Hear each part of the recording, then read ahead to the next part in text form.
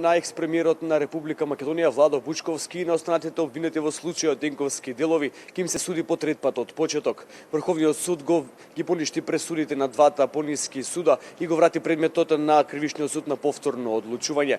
Инаку Владо Вучковски во 2008 година првпат беше осуден на 3,5 години затвор, а останатите обвинети добија по 3, односно по 2 години затвор.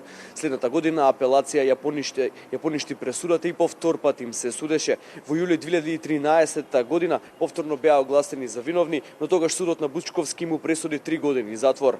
Во 2014 година пак апелација ја потврди пресудата, но ги преиначи казните. На Вучковски му беше намалена казната од 3 години затвор на 2, а исто толку ги намали на екс-началникот на Генералштабот Методи Стамболиски и обвинетиот Митре Петковски, додека другите двајца обвинети Нелко Менковски и Јацо Ѓурчевски од Министерството за одбрана добија условни казни. Вучковски тогаш бараше вонредно преиспитување на одлуката од страна на Врховниот суд, а во меѓувреме по правосудноста на пресудата му беше одложено издржувањето казната затвор додека да се произнесе Врховниот суд.